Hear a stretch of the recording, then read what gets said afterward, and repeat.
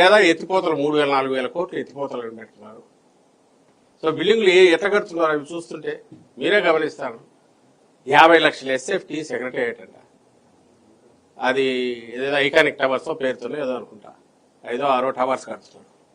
50 లక్షల ఎస్ఎఫ్టీ. ఇప్పుడు Telangana secretariat latest, మన సెక్రటేరియట్ ఆల్రెడీ ఎగ్జిస్టింగ్ ఉండేది ఉంది. హెచ్ఓడీస్ లేరు, అంటే హెడ్ ఆఫ్ డిపార్ట్మెంట్స్ లేరు కానీ మిగిలిన గవర్నమెంట్ ఉంటుంది. 6 లక్షల ఎస్ఎఫ్టీ టోటల్ మొత్తం నాకు తెలిసి, ఇంకా కొంత ఖాళీ కూడా ఉన్నట్టుంది దాంట్లో. హెచ్ఓడీస్ కలిపితే కూడా తెలంగాణలో కలిపి పెడితే వాళ్ళది నాకు తెలిసి 10 లక్షల ఎస్ఎఫ్టీ ఎంతో ఉన్నట్టుంది.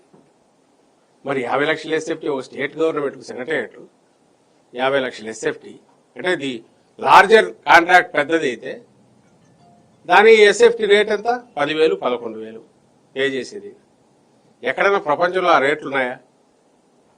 ఈ రేట్లతో ఇంత అసలు అవసరమా కాదో చూడకుండా ఇంత రాష్ట్ర ఖజానాను కొడగొడుతూ చేసేదాన్ని క్వశ్చన్ చేస్తే అది ఇష్టం లేదు. అసెంబ్లీ ఇప్పుడు మనకు పార్లమెంట్, కొత్త పార్లమెంటు నాకు తెలిసి 7 లక్షల ఎస్ఎఫ్టీ ఎంతో అన్నారు. 11 లక్షల ఎస్ఎఫ్టీ కడతారంటున్నాడు. అక్కడ 1000 మందో రేపు పెరిగిన దాన్ని కూడా లెక్కలేసుకుని 1,800-1,300 మందికో ప్లస్ దేశ భద్రతను అంతా దృష్టిలో పెట్టుకొని అన్ని రకాలుగా చేసిన అంగులతో చేస్తే అవసరమైంది. మొత్తం దేశానికే ప్రత్యేకంగా ఉండేది ఆ పార్లమెంట్. నీకు అది 7 లక్షల ఎస్ఎఫ్టీ అయితే ఇక్కడ 11 లక్షల ఎస్ఎఫ్టీ, ఇంకా హైకోర్టు 22 లక్షల ఎస్ఎఫ్టీ. అసలు అది అంటే పెద్ద ప్రాజెక్టు పేరు చెప్తే ఎక్కువ దీంతో పిలవచ్చు, ఎక్కువ పే చేయొచ్చు, మొబిలైజేషన్ అడ్వాన్స్ ఇవ్వడము, దాంట్లో వచ్చి తీసుకోవడం. 30,000 కోట్లు అయిపోతాయి, 40,000 కోట్లు అయిపోతాయి. ఎత్తిపోతలు పెడితే 3-4 కోట్లతో రిజర్వాయర్లు ఇవి కడుతున్నారు. ఇది ఎక్కడికి దారి తీస్తుంది, ఎక్కడికి పోతుందో తెలియట్లా. అన్నిటికంటే ముఖ్యంగా మళ్ళీ ఫార్మర్స్ ఇష్యూనే వస్తుంది. స్టేక్ హోల్డర్స్, ప్రధాన స్టేక్ హోల్డర్స్ రైతుల దగ్గర భూములు తీసుకొని టాప్ ప్రియారిటీ వాళ్లకు ప్లాట్లు చేసి ఇవ్వాల్సిన దాన్ని నువ్వు చేయలేదు. ఇది క్వశ్చన్ రైజ్ చేసింది. దాని మీద వాళ్ళు రియాక్ట్ అయిన పద్ధతి చూస్తే అసలు కట్ల కుక్కల మాదిరి వాళ్ళు ఉసిగొల్పున్నారో, అసలు ఉసిగొల్పాల్సిన అవసరం లేకుండా కూడా ఆటోమేటిక్ స్విచ్ ఆన్ చేసినట్టు మొత్తం ఇది పక్కకు పోయింది. రాయలసీమ లిఫ్ట్ పక్కకు పోయింది, నువ్వు ఆన్సర్ ఇవ్వాల్సినది అది పక్కకు పోయి. ఈ రోజుకు రేవంత్ రెడ్డి గారి స్టేట్మెంట్ మీద ఈయన రియాక్షన్ ఏంది అనేది ఇప్పటికి మాట్లాడాలి. అది వదిలేసి వాళ్ళకి ఏదైతే వీళ్ళు లీడ్ చేస్తున్నారో లేక వీళ్ళ పార్ట్గా ఉన్నారో ఆ మీడియా, ఆ రోజు ఈవినింగ్ నుంచి ఇంకా బూతులతో సహా అసభ్యంగా మాట్లాడడంతో సహా జగన్ గారి మీద విరుచుకుపడ్డారు.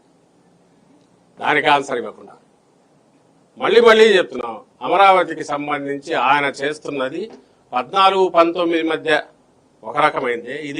ఇది mother of all scams. Chandrababu Amaravati అనేది mother of all scams. Capital different issue. Jaganmohan Reddy garu ఈ ప్రాంతానికి ఎలాంటి వ్యతిరేకం కాకపోగా అభిమానిస్తాడు, ఒక సహజమైన దీనిగానే దీంట్లో పార్ట్ అవుతున్నాడు అనడానికి వేరే సాక్ష్యం అక్కర్లా. 19 ఎన్నికలకు ముందే ఇక్కడ ఇప్పుడు మనం నిలబడిన దాంతో సహా స్థలం కొని, భూమి కొని ఇక్కడ అప్పుడే ఇల్లు కట్టాడు పార్టీ ఆఫీస్ కోసం. ఇప్పుడు మనం నిలబడిన ప్లేస్ కూడా తీసుకొని పార్టీ ఆఫీసులో పూర్తి చేశాడు. 19 ఎన్నికలకు ముందు ఒక ఆయన సీఎం గాల, ఈ యాక్సెప్టెడ్ మనస్ఫూర్తిగా, ఎస్ ఇది చంద్రబాబు నాయుడు గారు ఎక్కడైతే అన్నారో క్యాపిటల్ ఓకే, మనం అక్కడే ఉండాలా. నువ్వున్నావా?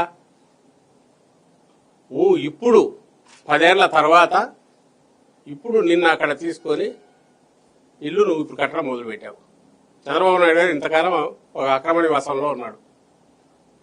నది బయట, నది మీద కట్టకూడని చోట కట్టిన వేరే వాళ్ళ దాంట్లో ఉన్నాడు.